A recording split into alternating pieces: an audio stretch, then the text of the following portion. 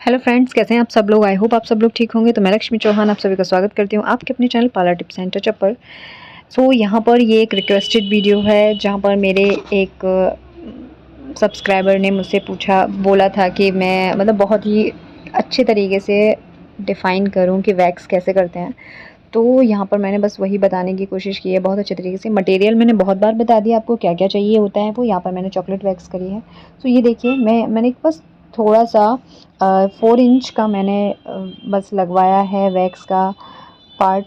आपको बहुत ज़्यादा बड़े बड़े पार्ट बिल्कुल नहीं लेने हैं अगर आप स्टार्ट कर रहे हो तो। और बस आपको छोटे छोटे पार्ट लेने हैं। आपको पट्टी को हमेशा, अगर आप नहीं पकड़ पा रहे हो फुल करके और नहीं खींच पा रहे हो, पट्टी बार बार चिपक रही है, तो आप इस तरीके से फोल्ड कर लीजिए पट्टी को। और उसके बाद अगर आपने 4 इंच का पार्ट लिया है तो उसको आप 2 सेक्शन में आपको पट्टी से निकालना है।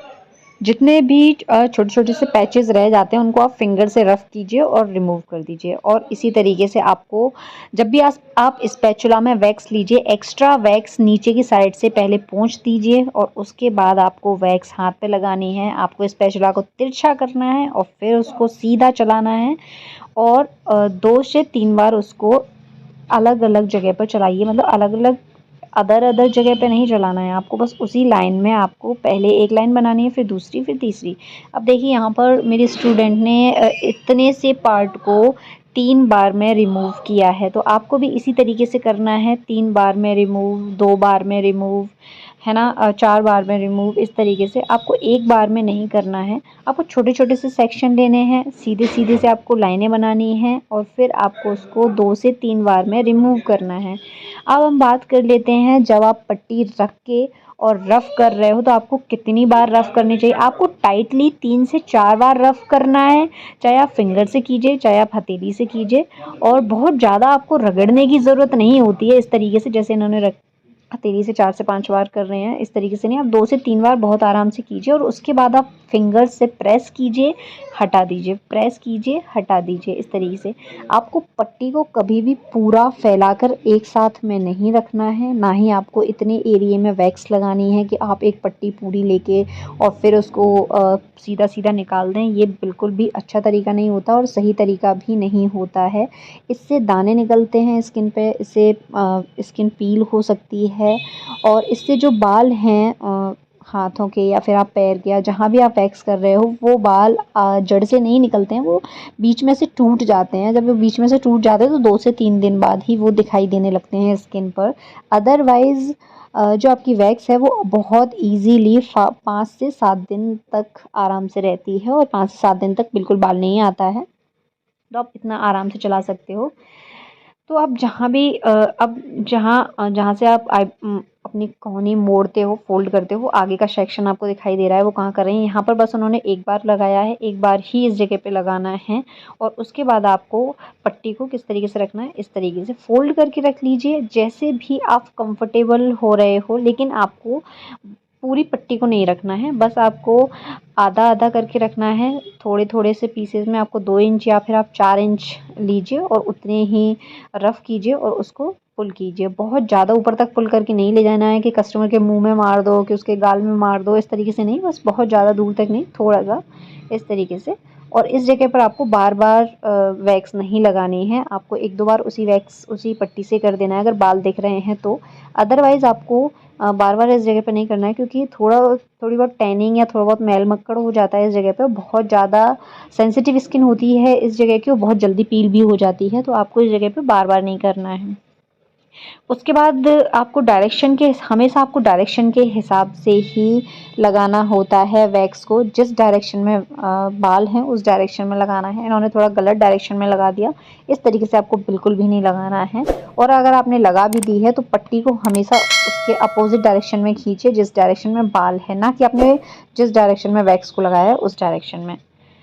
तो जहाँ भी अब मैं बता रही हूँ, जहाँ कहीं भी बाल रह गए हैं तो उस जगह पर भी 1-2 बार लगा के और आराम से। और जो सीधा हाथ है उस पे आप बहुत आराम से फ्रंट में आप पहले कर लीजिए। इससे क्या होता है, इससे थोड़ा जल्दी हो जाता है वैक्स और आराम से देखिए आपने ऊपर से नीचे तक एक ही डायरेक्शन में बाल होता है सीधा सीधा।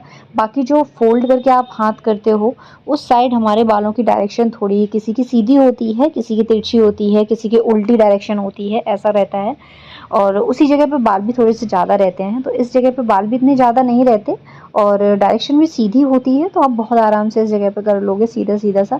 बस आपको थोड़ा वैक्स का ध्यान रखना है, वैक्स को बहुत ज़्यादा गर्म मत कीजिए आप स्टार्टिंग में जब आप वैक्स करना सीख रहे हो तब, वरना कोई जल सकता है उससे। और आपको ध्यान रखना है हीटर का, आपको बार बार उसको बंद करना होगा, बार बार चालू करना होगा, क्योंकि अदरवाइज़ वो बहुत ज़्यादा गर्म हो जाएगी और अगर आपने लगा दी तो कोई जल सकता है उससे। अब मेरे इस जगह की जो आगे का जो हाथ है उसकी डायरेक्शन क्या है, उनकी डायरेक्शन नीचे की साइड है, जैसे ये वैक्स लगा रहे हैं उसी डायरेक्शन में मेरे बाल हैं यहाँ इस जगह पे, तो उसी डायरेक्शन में लगा के और फिर पट्टी भी उसके अपोजिट डायरेक्शन में ही निकालेंगी। सो देखिए किस तरीके से यहाँ पर भी पट्टी को बिल्कुल भी एक ही बार में रिमूव नहीं करा है, यहाँ पर भी पट्टी को 2 बार में रिमूव किया है। देखिए एक बार में बस इतना सेक्शन लिया, ठीक है ना, और उसके बाद पट्टी को फोल्ड किया, 2 से 3 बार रफ किया टाइट करके और बस उसके बाद अच्छे से रिमूव किया इस तरीके से। फिर से उतना ही पट्टी को उतना ही पार्ट रखा जहाँ से रिमूव कर लिया था उसी जगह को। ऐसा नहीं कि आप पट्टी बहुत ज़्यादा बिगाड़ेंगे, एक हाथ पर आराम से 1-2 पट्टी में हो जाता है। 2 पट्टियाँ ले लीजिए, अगर आप सीख रहे हो तो आप 2 पट्टियाँ आराम से ले लोगे, 2 से 3 पट्टी ले सकते हो।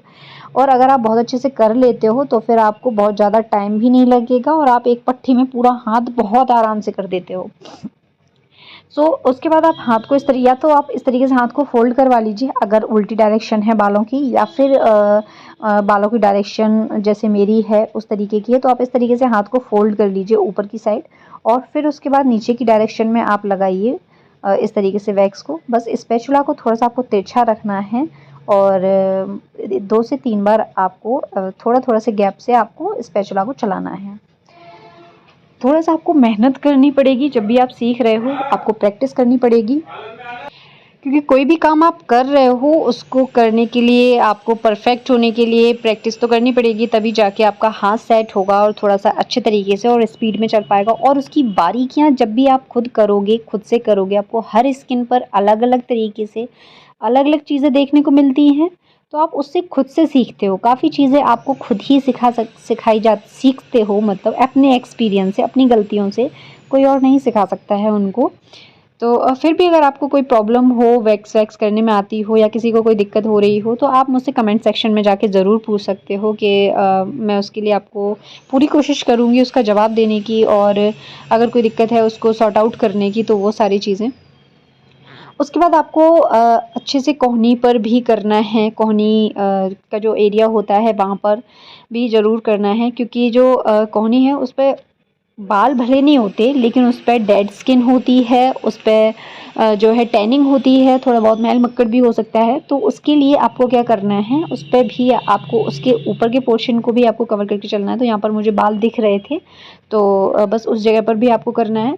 जहाँ भी आप थोड़ा सा आपको खुद से फोकस करना होगा कि आप एक जगह, अगर आप एक जगह कहीं पर वैक्स लगा रहे हो तो भी आपको इधर उधर का एरिया देख के चलना होता है कि यहाँ कहीं बाल और तो नहीं दिखाई दे रहा है।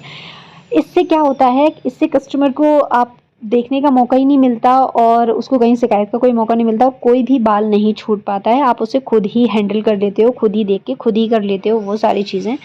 कोहनी पर थोड़ी सी शाइन आ जाती है जब भी आप वैक्स करते हो, चाहे वो जैसी भी वैक्स कर रहे हो, आप नॉर्मल वैक्स कर रहे हो तब भी, आप चॉकलेट वैक्स कर रहे हो तब भी, हर वैक्स का अपना अलग रिजल्ट है।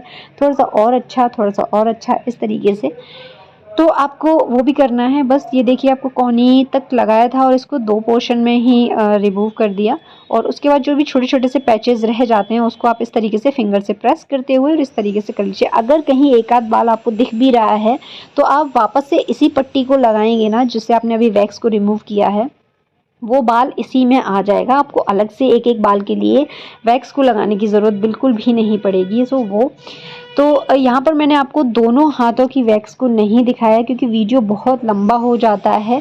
बस आपके लिए, वीडियो को यूज़फुल बनाने के लिए, आपके लिए, आपको अच्छे तरीके से समझ में आने के लिए मैंने एक हाथ पर ही बहुत आराम से धीरे धीरे करके चीज़ों को समझाते हुए आपको वैक्स को दिखाया है। और उसके बाद मैंने मसाज का भी दिखाया है, तो वो भी अगर किसी को दाने निकल रहे हैं, मैं आपको वो चीज़ भी बता देती हूँ, अगर किसी को रिएक्शन हो रहा है, वैक्स से दाने निकल रहे हैं, तो आप उसको थोड़ा सा डेटॉल या फिर एस्ट्रीजेंट पानी में डाल के और उस पे स्प्रे कर देंगे ना, तो वो वहीं की वहीं एकदम ठीक हो जाएंगे, उसको रिलैक्स फील होगा। क्योंकि बहुत से लोगों की सेंसिटिव स्किन होती है, तो कभी कभी वैक्स की वजह से उनको दाने निकल आते हैं, रेडनेस हो जाती है ज़्यादा। और अगर थोड़ी बहुत रेडनेस है तो वो तो नॉर्मल सी बात है, आपकी स्किन से बाल रिमूव हो रहा है तो इतनी रेडनेस तो होगी ही। तो आप कस्टमर को थोड़ा सा सेटिस्फाइड कीजिए, उनको थोड़ा सा बोलिए कि मैम अभी आप 1 से 2 घंटे में ये बिल्कुल रेडनेस ठीक हो जाएगी, और जब आप लास्ट में मसाज कर दोगे ना आप, तो बिल्कुल अच्छे से ठीक हो जाएगी वो। बस लास्ट में आपको क्या करना है, आपको दोनों हाथों पर वैक्स करने के बाद में आपको अच्छे से पूरा चेकआउट कर लेना है। कहीं अगर आपको दिखाई दे रहे हैं बाल तो उन बालों को भी आपको कवर कर लेना है। मैं आपको बार बार कहती हूँ, आपको स्पैचुला चलाने का तरीका अच्छे से सीख लेना है तो, और आप वुडन स्पैचुला का ही यूज़ कीजिए। जब भी आप सीख रहे हो तब तो स्पेशली आप वुडन स्पैचुला का यूज़ कीजिए। अगर आपको नहीं मिल पा रहा है वुडन स्पैचुला, तो आप ऑनलाइन परचेज़ कर सकते हो, आजकल ऑनलाइन भी मिल जाते हैं। आप वैक्स का वुडन स्पैचुला वैक्स सर्च करोगे तो आपको मिल जाएगा बहुत ईजीली। इससे क्या होगा, आपका एक तो जलने का जो आप दूसरों को जलाओगे उसका जो चांस होगा ना, वो मान लो 60 टू 80% कम हो जाएगा। क्योंकि मोस्टली बार स्टार्टिंग में जब भी कस्टमर जलता है तो वो स्पैचुला की वजह से ही जलता है, क्योंकि स्पैचुला इतना गर्म हो जाता है और हमारी स्पीड इतनी तेज़ नहीं होती है। हम बहुत आराम आराम से वैक्स को लगाते हैं, और जो स्टील का या सिल्वर का जो स्पैचुला होता है वो गर्म होने के बाद स्किन पे चिपक जाता है और बहुत जल्दी से स्किन को जला देता है वो। और लकड़ी का स्पैचुला आप कितनी भी देर वैक्स में रखिए, वो बिल्कुल गर्म नहीं होता है। तो आप बहुत आराम से भी अगर वैक्स को करेंगे तो भी बिल्कुल भी फ़र्क नहीं पड़ने वाला है, और ना ही स्किन जलेगी।